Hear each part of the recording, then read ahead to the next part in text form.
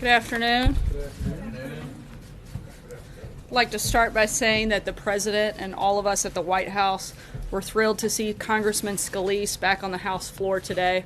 Our thoughts and prayers have been with him and his family for many weeks now, and will continue to root for him as he works toward a full recovery. Today, the President is actively engaged in monitoring the recovery efforts in Puerto Rico. This morning, he received an update from FEMA Administrator Brock Long. Administrator Long has also briefed members of the Senate this morning and members of the House this afternoon. The full weight of the United States government is engaged to ensure that food, water, health care, and other life-saving resources are making it to the people in need. At the request of the governor, who is doing a terrific job, the President waived the Jones Act. This will ensure that ample resources are making it to the island, but we will continue to focus on the challenge of distributing those resources. The island setting presents logistical hurdles that do not exist on the mainland, where trucks from around the country can converge on disaster areas. 10,000 federal government relief workers are there, including 7,200 troops, are now on the island and working tirelessly to get people what they need. We have prioritized life-saving resources to hospitals and can report that 44 of the island's 69 hospitals are now fully operational. The Army Corps of Engineers is spearheading a massive mobilization to restore power, and this began with providing the diesel fuel necessary for sustainable emergency power generation. They are also working to restore long-term power generation and distribution around the island. There's a long way to go, but we will not rest until everyone is safe and secure.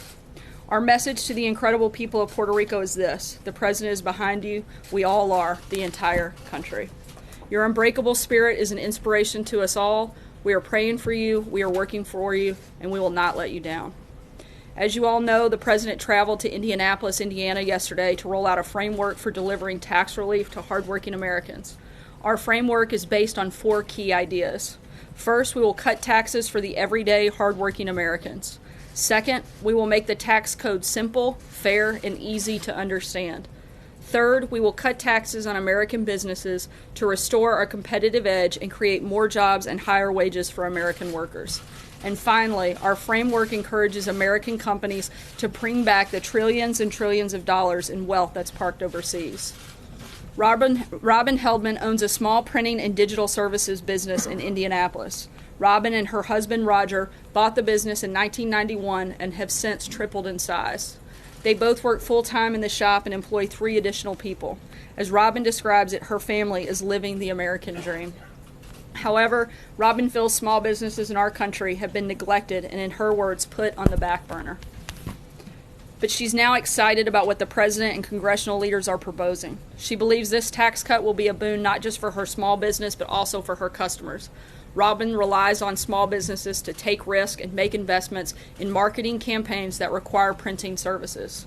Robin is thrilled about the possibility of the tax code being simplified to allow the average taxpayer, such as herself, to save time and money, and that they can invest in their families and their business.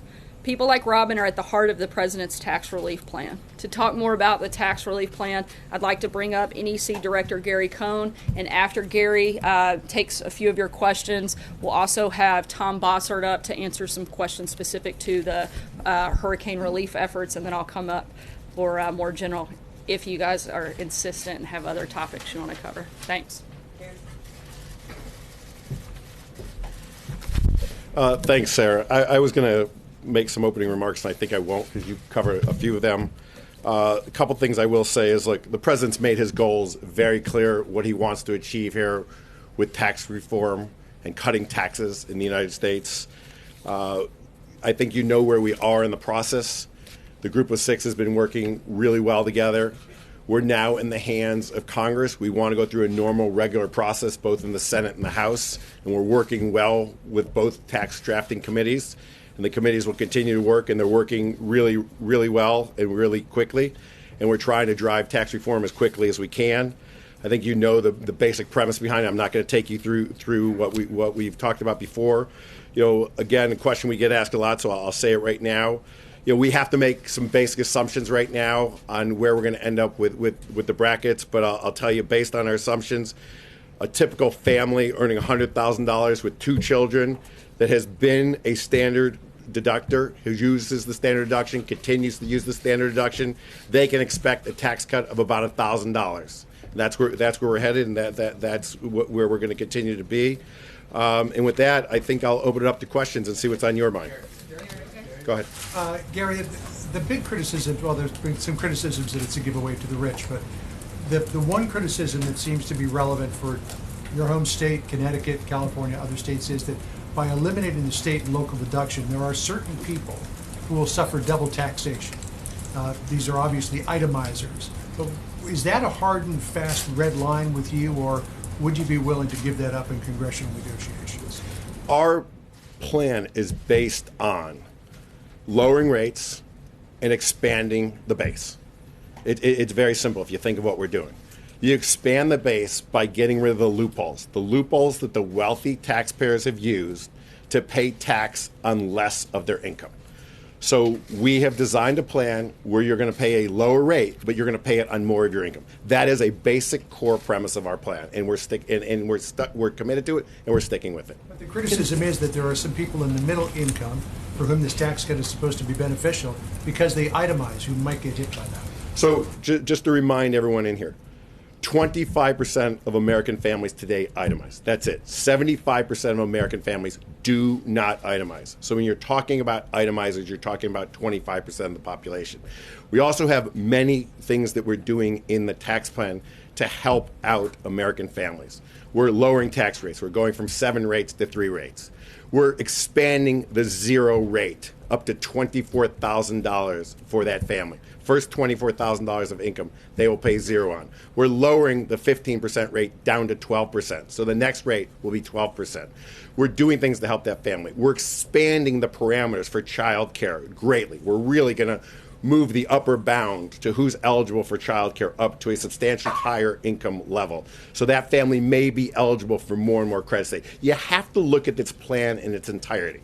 The one thing I would beg you all to do is don't look at any one piece. Look at the plan in its entirety. That's how we're looking at tax reform. We're looking at it in its entirety. Yeah. So a follow up on what John was asking, the standardized deduction versus itemizing. There are people who think that if you dissuade people from itemizing, that you're going to suppress the real estate market, that people won't be interested in buying homes because they won't need to use itemized deductions. Can you address their concerns? First of all, we're protecting the mortgage interest deduction. And second of all, look, the home builders today came out in favor of our tax plan. The number one reason why people buy homes is they're excited and optimistic about the economy. They have a job today. They feel confident they're going to have a job tomorrow, and their kids are going to get a job, and their spouse has a job. They feel like there's upward wage pressure. They feel like there's mobility in their job, and they feel good about the economy. That's when people go out and buy homes. We've not been in that situation in America for the last decade. We have to get America back to a place where people feel excited and exuberant about the economy. When they do that, they'll go out and spend money. They'll buy homes. People don't buy homes because of the mortgage deduction. Again, 75% of families don't use itemized deductions. Yeah, right. How are you going to ensure that wealthy taxpayers don't abuse the lower pass-through rate in the plan? So it's a great question. We have spent enormous amount of time on the anti-abuse language for pass-throughs. The last thing we want to see is wealthy individuals or wealthy groups or families move their tax rate down from the 35% rate to a 25% rate. We are spending time on that. The tax writers at both the House and the Senate are acutely aware of this issue. We've got language on it. You will be seeing the language as we deliver more of the details.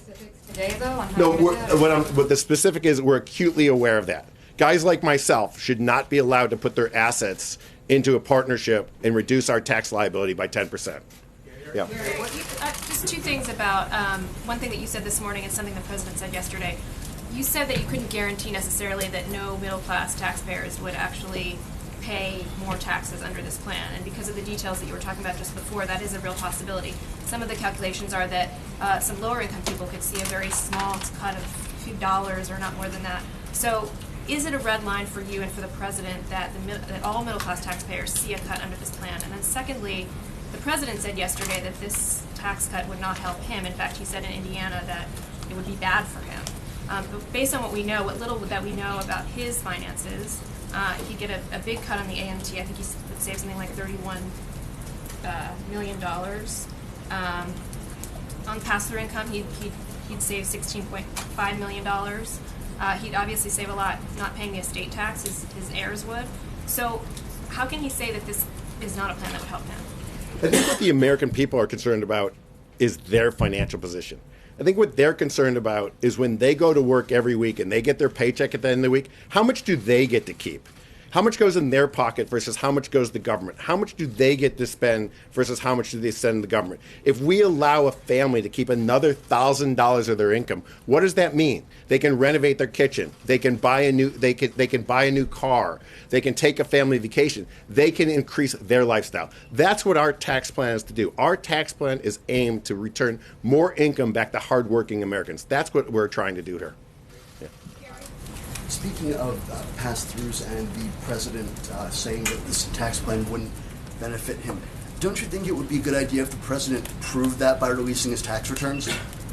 Like I said, what we're trying to do here and what we're all working on in the White House is to increase the lifestyle of American citizens, our hardworking citizens that get up every morning and work as hard as any people in the world to try and keep more of their hard-earned income. That's what we're all about. That's what our tax plan is about. Our tax plan is trying to get the economy, to get the growth rate back to a normalized rate above 3%. Yes, we just had a quarter of 3.1% GDP. People didn't think we could get to 3.1% GDP for a while. We're at 3.1. Can we go higher? What does 1% of GDP mean? 1% of GDP means $3 trillion.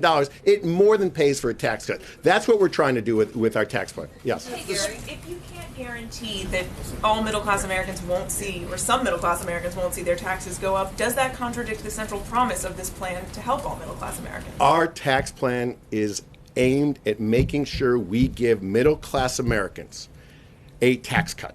We are going to give middle-class Americans a tax cut. That is what we are spending all of our time on doing. And we've got lots of tools at our disposal to make sure we do that, and that's what we're going to do. All of them will see a tax cut? As I said this morning, and I'll say it again, I could read my statement from this morning. I liked it so much this morning. I'd say it to you again. I cannot guarantee that. You could find me someone in the country that their taxes may not go down. Remember, we have 50 states, we have counties, we have cities, we have long-term capital gains, we have short-term capital gains. We have all different types of structures in the tax code.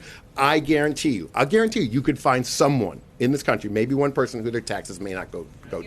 Yeah. Gary, can you walk us through the timeline for how you think the tax rating committees will get through this? And what confidence do you have that given what's happened so far this year on Capitol Hill, that they will actually get this done? And secondly, why did you decide to stay at the White House in the wake of Charlottesville? So I'm very confident that the House and the Senate are working as quickly as they can. If you look at Chairman Brady right now and what he's doing in the House Ways and Means Committee, they are working. They came in on Sunday to start working on the tax plan. They continue to work every day. Chairman Brady has said that they will get through the tax plan as quickly as they can. We would hope that we get through the House in October. We would hope to be in the Senate in November, and we would hope to have a bill done by this year. Why am I here? I'm here just for this reason. Think about the opportunity that I'm involved in with the President Trump in being able to rewrite the tax code, something that hasn't been done for 31 years. The amount of impact that we can have on the U.S. economy and U.S. citizens in changing the forward outlook of the United States, this is a once-in-a-lifetime opportunity, and I would never miss this.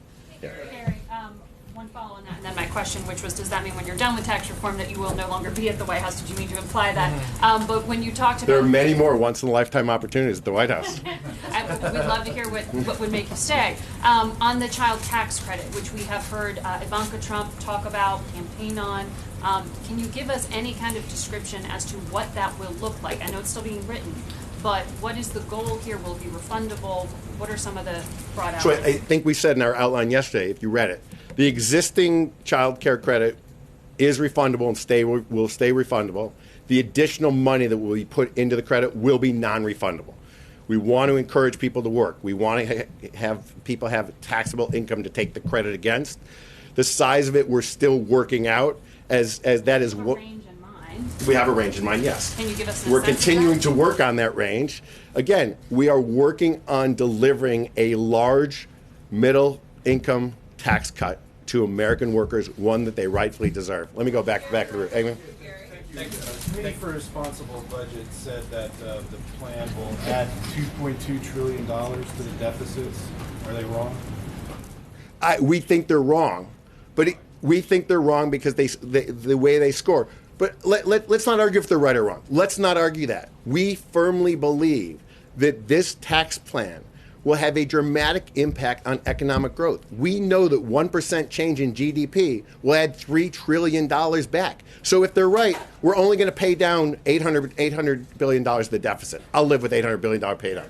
Amen? Thank you, Gary. Thank you, Gary. Thank you, Gary. I appreciate the opportunity. On the corporate side, your critics say that on the repatriation of overseas assets, that history would show that companies don't always use those assets when they're repatriated to invest in manufacturing and jobs and the things that you guys are talking about. They do share buybacks and other financial engineering. How can you guarantee that that won't happen this time? So, look, we've heard that numerous times. If that's our worst case scenario, that companies repatriate their money and they use it for share buybacks and dividends, what happens? They buy back shares, they issue dividends. They pay the repatriation tax, we get another 20% tax on capital gains or dividends, and then the people that get that money back do what? They reinvest it back in the economy, in new investments, in new capital. We're putting some very enticing rules into the system that will entice people to invest capital for the next 5 years. We're giving people a 5-year write-off that they can instantly expense. So, look, if that happens, that's fine. We know that that money will get invested right back in the economy and drive jobs, drive economic growth, drive wages, and drive prosperity. Right over here. Thank you, Gary. You've been asked a question twice, and you didn't answer. I'd like to get you to answer this because I get your messaging on the middle class. You've made that very clear. But this tax plan, as it stands now, appears that it will benefit the president and his family. Why not just be candid about that? Look, I've told you it will benefit the middle class. I think that's what American taxpayers care about, what they take home. They care about what they have to spend. That's what they care about. That's what I care about. I care about what I pay in tax. I bet you care about what you pay in taxes. The president's message is here, too, and he's saying he won't benefit, yet it appears as though the way this is put together, he actually will. And it gets to the idea of wealthy Americans around this country, which people do care about. So can you just let me take you through the components that you're all obsessed upon for a minute. And Sarah's going to yell at me because I'm taking too long here. So you all talk about the death tax, and that being a great benefit. The two biggest drivers for repeal of the death tax are the NFIB and the Farm Bureau. That's small businesses and farms. Those are the two organizations that spend the most time lobbying on the repeal of the death tax. Death tax has the biggest effect on them, small businesses and farms. Wealthy Americans do a lot of estate planning. They can use trust. They can use all types of things that are legal within the tax code to make sure they don't pay death tax. On the AMT, I'm not going to get into deep calculations on AMT, but at a broad brush level, when you do the AMT, once you get rid of the deductions of state and local taxes, that's the biggest add back in AMT. AMT becomes irrelevant once you get rid of the deduction of state and local taxes. So all the things that you're trying to pull at, you're not looking at the plan in its entirety. They don't make sense once we redo the plan and once we simplify. Yes. Gary. You're welcome. Who, Gary. Yes, you. Yeah. Just as a follow-up question on that, in your penultimate appearance of this group, you said that I cited to you the worry of groups such as Jim Martin and the 60-plus Seniors Association that you were going to drag out repeal of the death tax, that it wouldn't be immediate, and you said at the time it was immediate. Is that final? Is it going to be an immediate repeal and go off the books as soon as the new tax reform package is passed? In our outline, it's immediate. It's immediate. And the same with the alternative minimum tax? It's immediate. Everything's immediate. The only thing that phases out is the 5-year expensing, is a 5-year expensing. Yes. Take last one, guys. Speaking of small businesses, let's start negotiating, because yesterday Senator Schumer said that Democrats may be willing to work some kind of small business tax relief into whatever comes out of all this. Where do you start negotiating on that? What offer do you want to make, perhaps, to the Democrats? Our offers, our opening offer and our final offer are on the table. We were happy to start at 25, and we're happy to go lower, and we're happy to start at 20 on corporates and go lower. So there's our opening offer. If he wants to counter something lower, we're very negotiable. Thank you. Gary, one more. Thank you, Gary. And The boss says I gotta go. Now, try to be respectful of y'all's time. We've also got Tom Bossert that'll come up and talk about the hurricane relief efforts and take questions specific to that, and then I'll come up after that. Thanks, guys. Thanks, Sarah. Good afternoon. As you know, President Trump has put people first and paperwork second. He's had us call out and pull out all the stops and promote as much federal relief into Puerto Rico and the U.S. Virgin Islands as we could muster, and we've been ongoing in our efforts to accomplish that, meet his objectives over the last 8 days, and I'm here to take some questions. I know you've heard some reporting from Sarah, so if I could just jump right in. Peter. If I can ask you, first of all, thanks for being here, specifically on the Jones Act, which has been the focus of a lot of attention in the course of the last 24 to 72 hours right now. Critics say the White House should have moved more quickly in waiving the Jones Act, lawmakers among them. Why is that an unfounded complaint? Okay, so it is an unfounded complaint, and here's why. The Jones Act, real briefly stated, is a rule that favors flagged vessels, U.S. flagged vessels. If there are not enough U.S. flagged vessels, the capacity, in other words, to meet the need, then we waive the Jones Act. In this particular case, we had enough capacity of U.S. flagged vessels to take more than or to exceed the requirement in need of diesel fuel and other commodities into Puerto Rico. What happened is, I think almost 17 or 18 days worth of, now what you're seeing, backlogged diesel fuel need in the island. And so, but it was a little bit misunderstood and misreported that we had a capacity problem and had to waive the Jones Act. Not the case. The idea here is that we had provided as many commodities as were necessary to the island. The challenge became then land-based distribution. That remains the challenge. That remains the priority today. However, last night, Governor Rosello called me a little after 8 o'clock and said, at this point, to ensure that the additional needs are met as we move forward, it might be a good idea to proactively make sure that we pull out all the stops just in case that capacity problem ran into the requirement problem. I talked to the president. He thought that was absolutely the right thing to do, and waived it right away. So that was not too late. It was not even too early. It was just the right thing to do proactively. So to be very clear through this point that obviously distribution is one of the biggest challenges. You talked about 44 of 69 hospitals now being up and running as necessary to bring those people whose lives are at risk. What percentage of the country would you say you really haven't had a chance to even explore to see how they've been impacted by this? Yeah, so it's hard to answer the percentage of the country, so I'll answer it this way. Through aerial surveillance, we've seen the entirety of Puerto Rico.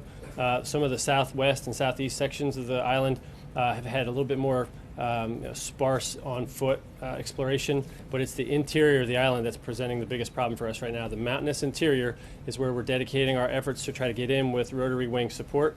The margins, so to speak, are now open to airports and seaports, so that's where we're freeing up some of that delivery.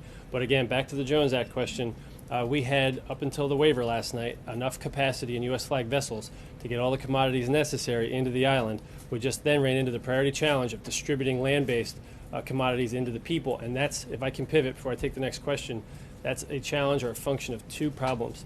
First, the capacity of the locals in the state were diminished because those people are victims as well that work for the state and work for the local authorities. And then secondly, the debris and down power lines had to be pushed out of the way. And so we've got the resources there to do that now, but that's the challenge remaining. The central interior is going to be reviewed and looked at very carefully over the next 24, 48 hours to make sure we're getting the needs of the people met. Quick follow-up, Jones, if I could. Had Governor Rosello, Tom, not requested protectively a waiver in the Jones Act, would you have seen a compelling reason to initiate a waiver? I wouldn't have, and I wasn't recommending to the president that he waive the Jones Act at the time until I got the governor's request. And maybe a historical note of relevance. Sometimes we'll see the carriers request the waiver, right? So you'll have foreign flagged vessels or U.S. flagged vessels or carrier companies call us and say, please waive it because there's an issue. We didn't get, to my knowledge, any carrier requests. But once the governor calls and says proactively, as I see out into the future on the horizon, then I think that we should listen to him, and the president completely agreed. So is this just all overhyped in simple terms? Well, perhaps misunderstood. I think there's also some critics that believe that it was a price issue. And for those, I can't answer it. I don't know how the markets price these things, but I can tell you it was already bought and paid for by the U.S. taxpayer in a humanitarian effort. And I think it's an absolutely wise investment to save lives, whether they're U.S. citizens or not. In this particular case, we've got U.S. Virgin Islands citizens, Puerto Rican citizens, all American citizens. I think that's the right investment to make. Whether it could have changed the price point, I don't know. There was an op-ed piece on that. But capacity is the issue. Life-saving requirements, that's the need. And we had that capacity met. So, I go to the middle, please. Thank you. Yes, ma'am. Okay, Tom. Your need is immediate, and with all the challenges that are coming, what are the conversations about with airdrops? Just airdropping in certain areas because people are talking about running out of water, running out of food, like in hours or minutes. What's happening with that conversation? And also, once again, an issue of housing. We're hearing about ships, cruise ships. What else is going on with this? So there's a number of things happening. With respect to the distribution of commodities, that is the biggest challenge right now. But the restoration of power is also a big challenge, and I'll tell you why. Energy here, electric power, is supplying the hospitals that are providing medical care to the wounded and those that brought medical conditions and had chelation needs and other needs. So there's a kind of a dual priority going on in terms of power restoration, emergency power, and then blocking, clearing, pushing out of the way all the roads to open them up so we can get commodities delivered. There's still a shortfall there, though, and that is drivers for all those trucks. So we are pushing personnel in to augment state and local authorities to continue to push those commodities. What you saw today, though, I think was some reporting and some loop footage of some trucks sitting on ports and docks. We're moving those trucks quickly. We're also prioritizing what needs to come off first so that we can get generators. Airdrops circumvent all of that, having to rebuild infrastructure, move things away? Yeah, at this point, if airdrops are under consideration, I'm not aware of it, but I would promote it if it's a faster way to get food and water to people who are in need. We now have a one-star general, General Kim, in place, who's in charge of all ground force operations to make sure there's one person in charge of marshaling all those efforts. And if he recommends airdrop, then I think we airdrop. Sir? I've got a text here from a volunteer who has boots on the ground, and he says that they need helicopters to evacuate people from remote areas of the island.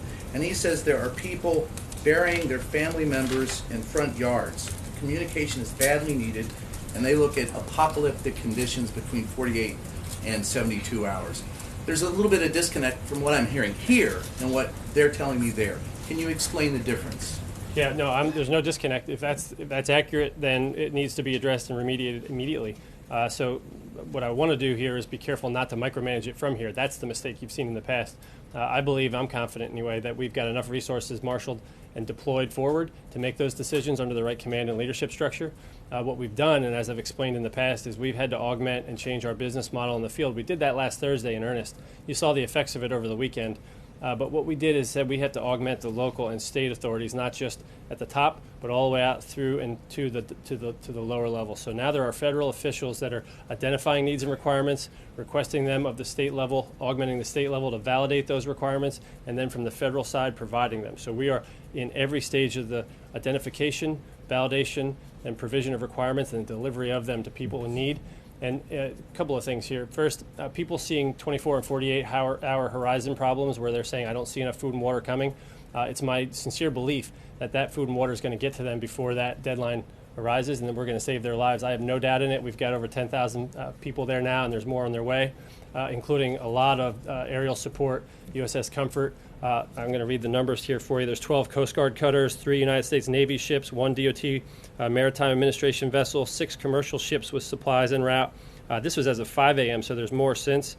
7 additional ships to house responders. And we've got commodities distribution now exceeding millions, so 1.3 million meals, 2.7 million liters, that type of thing of water. So that's moving in today, and you're seeing the distribution problem unclogged. Now, if there's somebody burying somebody in their front yard, that's an absolutely terrible story. What I don't want to do, though, is project it as the norm. And I think there's a careful distinction here. Right now, we've seen 16 fatalities confirmed from the state authorities. No fatalities acceptable. If that number increases significantly, that will be a devastating blow. We are doing everything we can to prevent that. Loss of life from the storm is one thing. Loss of life that's preventable is another, and that's why we're trying to marshal our resources. Ma'am? Senator Rubio, who just got back from the island, says there are significant logistical concerns with the administration's response. He says there's no clear command, control, and communication between local and federal agencies, and he says this requires a response led by DoD. Is that option on the table here? Sure, it's already been undertaken. So I was with the senator briefly on Monday in Puerto Rico, and I think what he's identifying there is something that we already had in place a solution for. So he's identifying a traditional problem between municipal and state government authorities. Normally FEMA and the federal government would provide aid to the governor, to the state, and then they would work it out with the local authorities. What we've identified here as of last Thursday, and you saw it implemented over the weekend, was a lack of capacity coupled with this insular, several 100-mile away, divided by an ocean island problem. And so what we've done is provided federal authorities, largely guys in green, right, Title 10 and Title 32 forces, but also FEMA emergency managers, to stand next to each of those municipality leaders, whether they're mayors or local authority figures like the Water Authority or Electric Authority leaders, and they're being augmented by federal forces. So we've addressed those challenges in communicating between local and state authorities by augmenting them with federal staff. That's something that wasn't necessarily apparent to the senator as he got there. He identified a problem, but it was a problem already being fixed, and it's one that he probably wasn't able to see at the municipal level for two reasons. One, he didn't get out there to them. Neither of us could make it out to the municipal levels when we visited on Monday. And two, there was a communications problem of grave import that persists to this day. And that communications problem is tied to the electric power restoration problem. So if I could, before I take the next question, let me explain why and how the power restoration process is unfolding. What we decided to do is take the action of putting the United States Army Corps of Engineers in charge of power restoration on the island. So to your question about whether the military is in charge, it depends on the mission and function. They're in charge of a lot, but not everything. The people of Puerto Rico are strong, competent, and where they're not diminished in capacity, they're in charge, and that's the best way to handle things. But where they're not able and where they have diminished capacity, we're taking extreme steps. So a direct federal assistance order was given, a mission assignment was given. I've heard others on TV quibble whether it's a mission or not. We make it clear, General Semonite from the United States Army Corps of Engineers has been given a mission to restore power on Puerto Rico, writ large, full stop. He has some priorities. His priorities are temporary power generation right now. That's the big diesel-run generators that are supporting the hospitals and other life-saving capabilities. 2, permanent generation. He's going to restore the damaged power generation capacity on the south of the island. 3, transmission. Those are the big lines that transmit power to and from. And then fourthly, distribution. That's the last mile capillaries hook up to the houses and that type of power generation. So those are his priorities. And I'm pretty certain that the Puerto Rican people are going to see the results of the dedicated Army Corps of Engineers mission. Ma'am? Several aid flights have gone out of South I'm going to call it this, ma'am. If airdrops would help, why are those not happening? Is that a military issue? Is that a problem with them not stepping up? Yeah, it's my belief right now that both the state government and most of the municipalities involved have identified the fastest route as available to them, being ground-based. If that's not the case, then I'm confident, but I want to make sure that I don't step in between something that I could be far removed from. If the ground force commander down there has identified an airdrop mission as faster and more productive, then I endorse it from here. I certainly wouldn't question his judgment. But it was my reporting understanding earlier today that they identified the fastest delivery methodology to be through ground-based means by clearing first and delivering second, and that we needed drivers and we're augmenting them, and they needed security forces, and we've applied those. There's a security force plan now laid down for each of the drivers so that they can feel safe. Tom, several aid flights have gotten out of South Florida and managed to get to the island and deliver food and water without having logistical problems. There's severe criticism coming from South Florida now, saying that there's mismanagement coming all the way from the president. Yeah. How do you respond to that? Yeah. Well, I'm not certain who you're talking about or who's criticizing us. There's plenty of criticism to go around, but I'm pretty confident. Get an aid flight into the island and get it unloaded, and he says the problems that you're having logistically are of your own making from not taking action sooner and bringing in the military sooner. Well, first, I thank the mayor for providing aid. Second, the mayor's just dead wrong in this case, and I would challenge him to go down and get a better understanding first before rendering that verdict on what we've done, what we have been doing, and how blown away you're going to be when you see the full totality of the picture. So I'm certain that the mayor's had some positive experiences. I wouldn't be critical of him personally, but he's probably, just like with the Jones Act criticism that he rendered, just not yet informed on the facts. So thanks for that question. Supplies through, and why is it that there are 10,000 containers waiting at the port of San Juan? Well, to my point earlier, we're getting a lot of supplies through. It's just perhaps some misreporting that misunderstands that fact. Yeah. The president has referenced some of the debt and economic problems that Puerto Rico has been struggling with for some time here. When you were talking about the lack of capacity, municipal and state level, I mean, are you faulting local officials for a lack of preparedness? No, absolutely. No. Let me be clear. When I say capacity, I'm talking about the capacity problem of people being victims that would otherwise be the first responders, repairers, and managers of the municipal government functions. So what we're doing is trying to restore baseline municipal government functions because they've been affected. Their homes are destroyed, their families are put in peril. That's the capacity problem that I'm addressing. When you talk about money, I believe that the island authority in general was Puerto Rico, $72 billion in debt.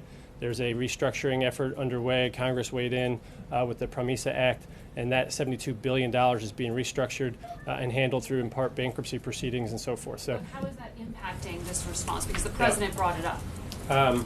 Well, I think I know the president brought it up in terms of recovery, but here's how it affects the response. What it does is it puts the island in a position where they don't have the financial resources to meet the cost share requirement for all of these goods and resources, personnel, and material flowing into the island. What the president did was acknowledge that publicly and privately, realize that that would be a problem at the advice of the FEMA administrator, myself, and Secretary Duke, and he took the step of doing a 100% federal cost share adjustment to pay for all of this, from debris removal, debris pushing, power restoration, the Army Corps of Engineers, and all the emergency protective measures, police, fire, EMS, truck drivers, all those sorts of things, 180 days, so 6 months for the Virgin Islands and for Puerto Rico until we can get our hands around this. All of those functions, all those missions that I just described are all 100% federal cost share. We don't want anybody worried about paper. We want them worried about people. I'm going to take 2 more questions. So, sir, I wanted to follow that a little bit and ask, as you're starting to envision down the road, if any sort of bailout might be part of the sort of broader recovery package that you look for in supplemental. And on that supplemental, I know the first crack at it will be relatively soon. Aides on Capitol Hill are suggesting that it could be the first week in October. Is that the timeline that you're anticipating? Yeah, you started to compile that. As my colleague, Mr. Cohen, alluded to, we're certainly willing to negotiate with Congress if there's some better fiscal idea. From an emergency management perspective in the next coming weeks, it's important to understand that FEMA just got a $7.1 billion appropriation released on October 1st. And what's going to happen now is we're going to go back for more. We're going to ask for that in the form of an emergency supplemental to provide money into the fund that does this life-saving, life-sustaining effort, and even some of the early recovery efforts. Whether we have to address or should address at that point their existing $72 billion worth of debt and how it's been restructured is something that I'll have to take my lead from the economists on and from some of the budget hawks. But I think that the best idea here for us would be to focus on PROMESA and PRASA, the Electric Power Authority and the Water Authority. Those are the 2 concerning elements where they're going to have to be rebuilt. They're going to have to be rebuilt under proper management, and they're going to have to be rebuilt under proper rebuilding codes and standards to make sure that they can withstand a future hurricane and that we don't just go back to sticks and wires in the future. So we're going to put federal money into this. We should do it wisely and prudently. I've said that from this podium here before. President Trump believes in that seriously. I don't think we're going to have to address the debt restructuring issue in this next go-around, but if we do, and if Congress wants us to, President Trump's up to that challenge. Supplemental? Well, it's going to have to come, I think, in the next 2 to 4 weeks, but I can't put a better date on it. I'd refer you to Director Mulvaney. Let me take one more question here. I'm not sure if I still understand. Why has it taken 8 days to get a 3-star general on the ground to start organizing this? We know the island situation, et cetera, but why 8 days? Yeah, well, because it didn't require a 3-star general 8 days ago. Let me explain to you how the process works. It'll be the best way of explaining the answer. We have a 3-star general in charge of this, and we had one in charge of this out of San Antonio from day -8 and day -2 and all the way through until today. we forward deployed a 1-star general, a brigadier general, to take care of ground force command once we realized the problem of logistics distribution had outstripped the capacity of the affected municipal governments. But that 3-star general was there and running and coordinating operations as an extension of NORAD, Northern Command. We've made a number of improvements to that distribution process and that marshaling of military resources since, for instance, General Honore experienced the problems he did in Katrina. We've matured quite a bit since that day. The 3-star command structure that he lacked back then has been put in place and has been in place for this response out of San Antonio and augmented by a Northern Command structure that's been pretty robust and forward-leaning here. They've been doing vocal authorities. They're not waiting for paperwork. They've been doing things that are on command authority. They don't wait for a governor's request. So all those forward-leaning lessons have been applied here, perhaps misunderstood. But now the changed move here on day 8 was to take that 3-star general and to put him there physically located in the field. I don't anticipate he'll stay there long, but he needs to get there, have his eyes on it, and make sure that he's comfortable with the interaction between his forces and the governor and the municipal forces, because it's a little bit of a different business plan model in the field and because it's unique and it's an island 1,100 or so miles away from the nearest land in Florida. And so once he's satisfied, I think, or would expect that 3-star general to recede back into his appropriate command structure. But for now, both he and his 1-star subordinate command will be there in charge of ground forces and overall military marshal. And we'll end up with a lot more people there over the coming days to try to address this really significant problem and significant need. And if that's okay, I'd like to make that my last question. San Antonio is thousands of miles Yeah. from Puerto Rico. Yeah. Why was it a mistake? Would you acknowledge it was a mistake looking back to not have this 3-star general on the ground earlier? No, not at all. In fact, that doesn't affect the way we stage equipment and the way we handle area command and field operational commands. This is textbook, and it's been done well. The unusual step has been to put the 3-star general down forward-leaning. So I have every confidence that we'll handle that in the best way possible. And Peter, if I could, John, I'm going to see if that's my last question.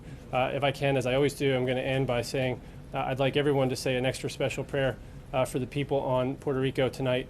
The U.S. Virgin Islands are dealing well. They're not getting a lot of coverage, but I'd like you to say that prayer for them as well. And also for the 10,000 plus federal workers, several thousand other volunteer workers, businessmen and others, men and women that are helping those in need. Honestly, this is something that is going to require weeks and months worth of patience as we restore power, get food and water, and return to normalcy. So thank you so much for your time. I'm very proud of the Puerto Rican people, their strength and leadership. And Governor Rosello has our full confidence and faith. Thank you.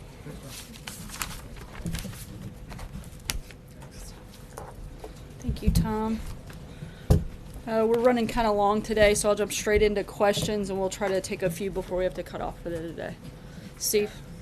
Has the president looked any further into Tom Price's use of a private plane, and is he taking any steps to crack down on his practice? Look, as the president said yesterday, he's not thrilled, certainly not happy with the actions. We're definitely looking at the issue. They're conducting both an internal and an IG full review. But to be clear, also, the White House does not have a role on the front end of approving private charter flights at the agencies, and that's something that we're certainly looking into from this point forward, and have asked a halt be put, particularly at HHS, on any private charter flights moving forward until those reviews are completed. Sure. Does Secretary Price expect to keep his job in this administration? I think the president's addressed this yesterday. We're going through this process. We're going to conduct a full review, and we'll see what happens. Justin. Can I ask two things? The first, the president has 6 times over the last couple of days said that a senator is in the hospital. I think that's a reference to Senator Cochran, who's not in the hospital. And the reason that this is a relevant question is that the president said that they have the votes for the health care bill to pass. So can you tell us what senator he's referring to, and if it is Senator Cochran, why, if the votes exist, the Senate isn't voting on that now? Look, our understanding is that the senator was physically unable to be here this week to actually participate in a vote. We're glad that he's fully recuperating. The point that we're making is that we have the votes on the substance, but not necessarily on the process, which is why we're still confident that we can move health care forward and get it done in the spring. And the second thing is, obviously, the president didn't support Roy Moore in the primary, but he's moved to kind of warmly embrace him since then. But I guess what I'm wondering is, Judge Moore has made a series of controversial comments saying homosexual conduct should be illegal, equating being gay to bestiality, saying that a lawmaker who's Muslim shouldn't be allowed to serve. I'm wondering why those comments shouldn't disqualify him from a presidential endorsement, particularly considering that on the campaign trail, the president promised to be advocates for those groups. As we've said many times before, I'm not going to get into back and forth on political endorsements from the podium, so I'm not going to weigh in on a specific race ahead of time at this point. Matthew. Thanks, Sarah. I want to follow up on that because, as you mentioned, Judge Moore, as homosexuality should be illegal. He said that Sandy Hook was some sort of divine retribution. He said Keith Ellison should not be permitted to serve in Congress because he's a Muslim. So without asking about the specifics of the race, does President Trump share any of those views that I just mentioned? And if not, why does he think this person is fit to be a U.S. Senator? Not that I'm aware of. I have not taken a deep dive on every comment that the senator or the Senate nominee has made, but I certainly know where the president stands on those issues and wouldn't see any parallel between the two of them on that front. Are there any beliefs a candidate could hold or actions a candidate could take that if he were still a Republican, the president would not endorse him? I'm not going to get into every potential hypothetical that any potential candidate may or may not have over the course of the time that the president is the president. I know where the president stands on specific issues. That's what I can speak about, not somebody else that's a candidate for another office that's not here. Anita. Go ahead. Anita. Yeah. I didn't get to, Tom did not call on me, so I'm going to ask the question I wanted to understand. He mentioned in response to what Senator Rubio was saying, asking the Pentagon to be in charge, that the Pentagon is in charge of a lot but not everything. I still don't understand why it's not in charge of everything, or what the response will be to Senator Rubio, who sent a letter over to the president today. Again, we're continuing to work with state officials, including the governor, who, as Tom said, we have confidence in, but we're supplementing and augmenting that with federal resources, including over 10,000 federal employees and a one-star general that's there on the ground on that front. One entity in charge, I guess, is the question. He said many people were in charge of different things. Why is one person not in charge, or one entity? Well, I believe one person is in charge of different parts of this process. The governor is still the governor of Puerto Rico. We're continuing to work with them, be in constant contact, and we have one person in charge of the federal component of that, and that would be the one-star general on the ground working with state officials. Sarah, two questions. One, I know you said the White House doesn't approve charter flights ahead of time, but generally speaking, given the focus of the president on cost saving, like you said, he wanted not just drain the swamp, but he wanted people to spend money in more responsible ways. Is there a policy of the administration for government employees and cabinet members to try to fly commercial? Do they have any guidance? Were they given any guidance as to how they should be traveling? Yeah, we're looking into that. When it comes to military aircraft, that's a part where the White House does actually play a role. And on that front, the Trump administration has actually authorized far fewer flights for senior government officials than the Obama administration did during the same time period. And so we're continuing to look at ways to bring that back under the places where the White House has that direct control and authority, which is under military aircraft, which we've cut back significantly at this point. I just want to follow up on the Roy Moore comments. I know you don't want to talk about the race, but from the podium, do you want to at least condemn some of those sentiments that you said the president, to your knowledge, does not share? I would certainly say we don't agree with those comments, but in terms of whether or not I'm going to get into the back and forth over another candidate, we're here to focus on the president's agenda, and those are the questions and the people that I can answer for. Yeah. Jeff. One more question on Secretary Price's flight. You said the White House was not aware of it, but on at least one of those flights, a senior advisor, Kellyanne Conway, was flying with him on the private flight. Are you looking into that one specifically to see if the White House knew about that? I didn't say we weren't aware. I said the White House doesn't authorize those private charter flights. Again, we're doing a full, not just of that flight, but an internal review at HHS of all private charter flights, as well as an IG review that'll be conducted of all of them, not just any one particular flight. So that'll be very thorough. Julie? If the president, as he's watching this coverage in Puerto Rico, is he satisfied with what he sees as the response here?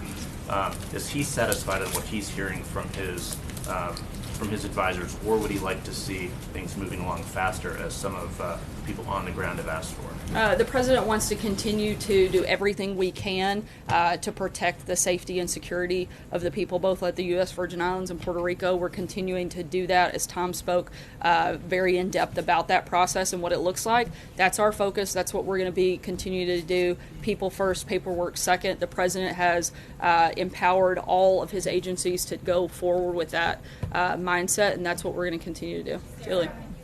I saw that Secretary Price was here today for an event with the First Lady. Did the President have the chance to sit down and talk with him about this issue of his private jet use, or has he had a one-on-one conversation with the Secretary about that? And when you said that the White House has ordered a halt on all of these flights, is that administration-wide, White House people, every agency? You said particularly with regard to HHS? That's specific to HHS. I don't know that they spoke today, but I know they have spoken about this issue previously. I don't believe the president saw the secretary at any point today, though. So, and then following up on that, does the president believe, or does anyone at the White House think that there has been a tone set at the top here that has allowed cabinet members to feel empowered to be able to take private jet flights when they're going on official travel? I mean, we now have the HHS secretary, the EPA administrator, the Treasury secretary took a flight on a private jet and an itinerary that's widely available commercially. Is there something that the president has said or done to set this tone that this is okay? And what is not at all? And I think the president's been clear about what his position is by stating very clearly that he is not thrilled with the airplane use at this point. Catherine. Two things. One, I just want to make sure I understand the extent of the review process here into Price and others. You said there's an IG review, there's an HHS review. Is there a White House component? And is Price being looked at, or is anyone who's been accused of? For HHS specifically, they're conducting an internal review as well as an IG review. The White House is looking at more of an overall, not specific to that department, because there's already 2 reviews taking place there. Okay, also, Sarah, the president said that he would donate personal funds, I think $1 million to Harvey relief. Is he making any kind of personal donation to Puerto Rico? I haven't talked to him specifically about that, but he didn't make a donation to Harvey Relief. He made a donation to relief organizations, the Red Cross and many others that are part of all of the hurricanes that we've experienced over the last several weeks. And so those organizations aren't limited to a specific, nor those donations, a specific storm, but they go to those organizations that are helping aggressively and intensely in the recovery efforts in the U.S. Virgin Islands and Puerto Rico as well. Peter. A couple housekeeping things. One, we saw Steve Scalise with that emotional remarks at the House chamber today. Did the president speak to him today or yesterday to welcome him back? And can you tell us about that conversation? I know they did speak today. I don't have many details on that, but I'll see if I can get something. But I know he certainly welcomed him back and reminded him that we'll continue to keep he and his family in our prayers for a full recovery. A couple other quick items. Given the extent of the disaster in Puerto Rico right now, is the president considering delaying his trip there scheduled for next Tuesday? As of right now, we feel comfortable with the president taking a trip on Tuesday. If there were any indication that it would halt or disrupt recovery or relief efforts, we would certainly reconsider and pull that trip back. But at this time, the folks on the ground have indicated that it would be helpful for him to be there. Then finally, has Jared Kushner or Ivanka Trump or any other White House staff member taken a private plane ride since they're joining this administration, or been given access in some form to ride along with somebody else on a private plane? I'm not sure about those 2 specific individuals. Have to look. I'd like to ask about Cuba.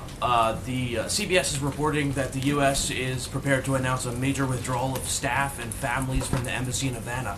Is there anything you can tell us about that, and how would you describe the relationship between Cuba and the U.S. right now? At this point, I'm not going to weigh in on the Cuba stuff and get ahead of any potential action that may take place there, so I don't have anything new to add. Cuba says it warned the U.S. against taking any, quote, hasty actions in a response to these incidents happening in Havana targeting diplomats. How does the U.S. respond to that? Again, we haven't taken any action at this point that I'm going to weigh into any further. When we do that, we'll let you know, but I can assure you that our goal will be on the focus of what's best for this country, not what's best for Cuba. John Decker. Thanks a lot, Sarah. The president, as you know, has said that players who kneel or take a knee during the national anthem ought to be fired. And you yourself have said from the podium in response to a very critical tweet by an ESPN anchor that that individual ought to be fired. You said it was a fireable offense, which brings me to Secretary Price. His extensive use by these private jets, why is that not a fireable offense? That's my first question. And has he offered to reimburse the government in any way for his use of those private jets? I think that's something that we would determine once those reviews are complete. In terms of reimbursement, I'm not sure. I'd have to check and get back to you. April? Sarah, on the taking the knee issue, we're understanding that many of the NFL players are still very upset with this back and forth. I think so are many Americans. Far more Americans than there are NFL players. Can I finish my question, please? Sure. Thank you. Many NFL players are very upset. Many people had different ideas and opinions on this, but when the president weighed in, the NFL said we're going to be united. There is an anticipation that it could grow even more so this weekend. What is the president anticipating? What should we expect him to say about this? It's now the NFL against the president. I think the president's made very clear this shouldn't be about the NFL being against the president. This should be about our country coming together to support the flag, support the national anthem. There's nothing wrong with having pride in the United States. This president's been very clear on that, and he's certainly not going to back away from it. Okay, so the NFL players, what we're hearing, it's not about not having pride. They're saying they're patriots.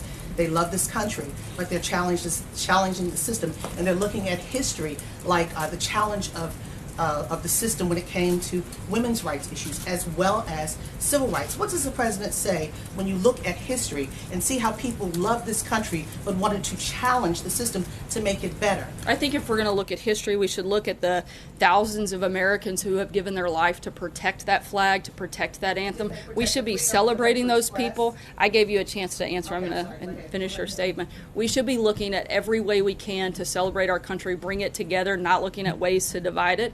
The president is simply talking about what we're for, not about what we're against. And certainly this administration will always be for protection and celebration of the flag and the national anthem, and that's not going to change. Sarah, wait a minute, to clarify. Guys, Sarah, 1 second, just to clarify on that. I don't think there's much to clarify. Yes, I think it was pretty issue black and white there. People are very divided on this issue. It is a racial issue for some people, and the question is, when the military issue is brought in, the military goes and fights for the freedoms of this nation, and the players are saying they are thankful for the military service to allow them to have the freedoms to do this. I mean, is there some kind of confusion here, or is it us versus them kind of scenario? It certainly shouldn't be. As I've said several times before, this isn't an us versus them. This should be something that brings our country together. These are symbols of what our country stands for, and this should be the opposite of what that is. This should be a very unifying moment when the national anthem plays.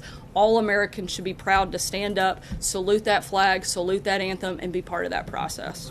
Go ahead. Follow on that. The president this morning said he believes NFL team owners are afraid of their players. What did he mean by that? Probably the backlash of the players and the stance that they're making, and not wanting to create that conflict within their team.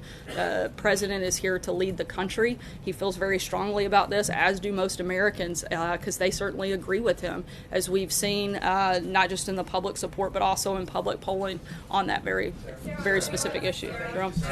It has been 4 days since Angela Merkel was re-elected in Germany. Has the president found time to talk to her? I believe they spoke either yesterday morning or this morning, and we have a readout coming on that, and we'll make sure you guys get that. Thank you very much. Follow up just quickly, 2 quick questions. Follow up on the NFL thing. I may not be the brightest guy in the room. Wait a minute, don't say anything. You said it. Don't say anything. But my question is... But nobody else argued either, so... Nobody's going to argue. But I really don't understand. I understand that he's saying you should stand up.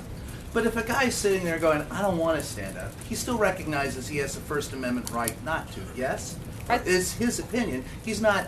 Or is he asking us to carve out an exception to the First Amendment for freedom of expression? No, we're not looking for an exception. I think the president's been very clear of what his position is, and he feels very strongly that when the national anthem plays, people should stand up. Okay, and then the follow-up... Wait a minute, I had a second question. I did have a second question. The second question was in regards to the private emails that have gone out. As the president admonished any of his staff on that, is he concerned about them using private emails for public business? Yeah, the White House has been clear and instructs all staff to fully comply with Presidential Records Acts. All staff has been briefed on the need to preserve those records, and will continue to do so. Brian? Cochran and the healthcare We'll make this vote. the last question because we're running tight on time.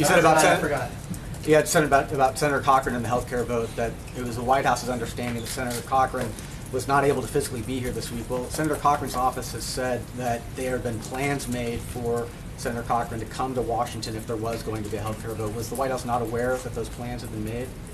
That was our understanding, as I said, that the senator was physically unable to be here this week. We're certainly glad that wasn't the case. Thanks so much, guys. We'll be in the office the rest of the day and happy to answer the rest of your questions. Sarah, will you go to Hefner's funeral? Forgot to ask.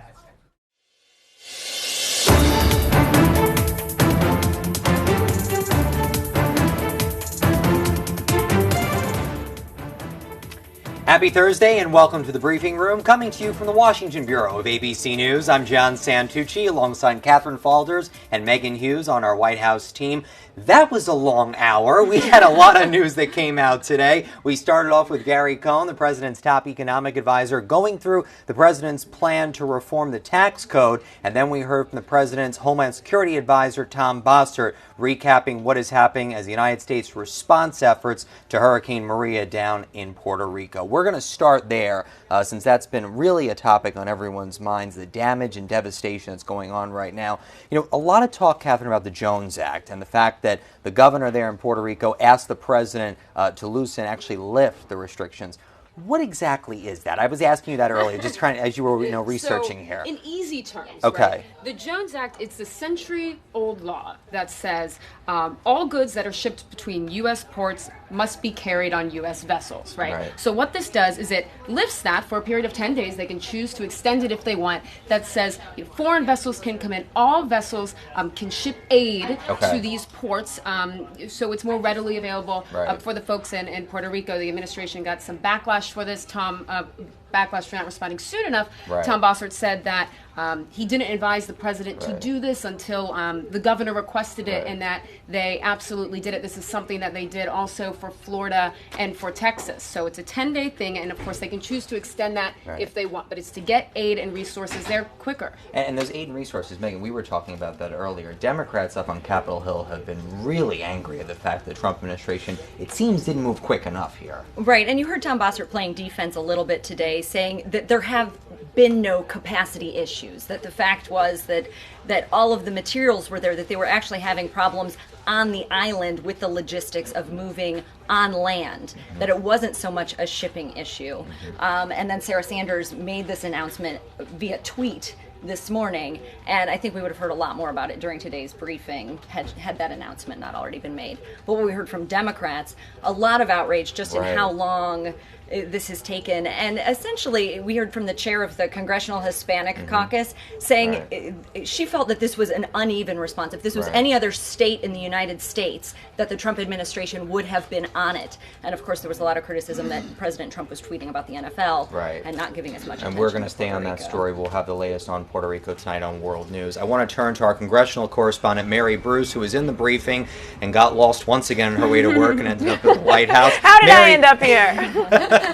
Mary, though, I want to go back to the top of that hour-long briefing because we started with Gary Cohn and the tax reform plan. The president announced his plan yesterday in Indianapolis. Still a lot of questions there. And Mary, I want to play the exchange you had with Gary Cohn because still a lot of confusion how this is going to affect most Americans. Let's take a listen.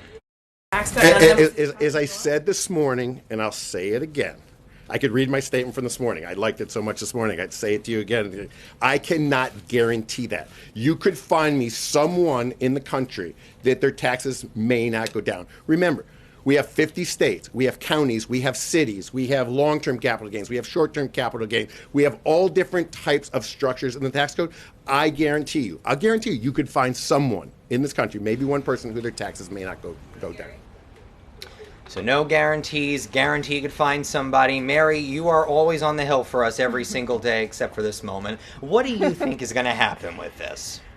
Oh, man, I wish I knew. Look, there are just still so many unknowns here. Look, they've outlined the basics here, a framework, and they've left so many of these details now up to the guys that I'm usually running around with over on the other side of Pennsylvania Avenue. And where does this go from here? How do they work out these details? And most importantly, how are they going to pay for all of this? Those are just some of the big questions here. But look, you saw Cohen kind of working himself into a pretzel there today on many different fronts. Let's start there with that central promise of this plan, that this benefits the middle class. And twice now today, Gary Cohen has not been able to guarantee that some in the middle class won't end up paying more. Now, that does seem to contradict the central promise of this plan. On the other end of the spectrum, he got a lot of questions about whether or not this would benefit the president. And he kept saying over and over again, look, this plan is about the middle class. He said this is about what middle class Americans are interested in. They're not interested in how much the upper income earners will pay in taxes. But let's remember here, it's not up to this White House to decide what is of interest to Americans and what they do or do not care about. The truth of the matter here is that the president has gone out, publicly said he will not benefit from this plan. And when you look at the details of this plan, that may not be the case. That likely will not be the case. Look, it lowers the tax rate on the highest incomes. It ends the estate tax. These are all things that would benefit the super wealthy, like the president. Right. And Mary, I want to go up to Capitol Hill where your colleague John Parkinson is up there for us. John, this is going to go to the House first. What are the chances that we're going to see a bill actually get through that chamber? I think that the House has a really good chance to pass tax reform. I think they're going to get off to a cleaner start than what they had with the health care debate. You know, if you look at the health care debate, the House Republican leadership came up with a plan, and then you had the House Freedom Caucus and other elements of the Republican conference start to twist and pull the leadership into different directions. So that created a weeks-long debate up here where they had to initially pull the bill off the floor, make more changes, get the Freedom Caucus on board. They're very influential. And they've already endorsed this tax reform framework. They've also endorsed a budget resolution, which we expect to be on the floor probably late next week on Thursday or so. We're going to be watching that one. We're going to be keeping our eyes on tax reform. I want to bring it back here into the Bureau with Catherine Falders and Megan Hughes. You're just joining us. This is the briefing room on ABC, a long briefing room today. The other issue everyone's talking about, something flying high in the sky, and it's Tom Price. A lot of plane problems right now. Not anymore. He's Not grounded. anymore. No. He's wheels down. HHS is grounded. But Catherine, I want you to kind of break this one down for us. So we've been following the last couple weeks here some of the cabinet secretaries, Steve Mnuchin, Tom Price, the EPA Administrator Pruitt, abusing these opportunities to fly either on government planes or private charter planes. Really seems here that Secretary of Health and Human Services was the worst offender. Look, it seems like from what we know now. From what we know, exactly. Good point. From what we know now, it seems like so far he was the worst offender, and the excuses or the defenses rather coming out of HHS say, he didn't want to wait in the airport for 4 hours. He had to cancel an event to get there. But the reality is that these keep coming out, right? And what's interesting about this and the president's response to this, even since Sunday, is they're very disappointed, they say, in Secretary Price. The White House, the president, Sarah Sanders, has been asked a couple times whether he will be fired, and they can't say. But they also, you look at Steve Mnuchin, who took that flight during that Trump Tower press conference, the Charlottesville comments, took that flight from New York to D.C. Short flight. Shuttles available. Shuttles available. We take them all the time. Cost taxpayers. This flight he took, $25,000. The president, not really unhappy with him, actually told us the other day to check our records and see if he took that flight. So really, the worst offender here is Secretary Price, and it seems like his job's on the line. What will be interesting is if we see Secretary Price either being forced to resign or ousted, will there be a domino effect? Will there be any ramifications for the EPA Administrator or for the Treasury Secretary? What will this mean for them? And this is a really wealthy cabinet, we know. I mean, these are folks that maybe not so much Tom Price, which, he's got a hefty bill at the moment, but other folks, pretty easy for them to write a check here if they had to and wanted to fly private. Also looking forward, what would that mean for HHS, which is responsible for administering Obamacare open enrollment, which starts November 1st?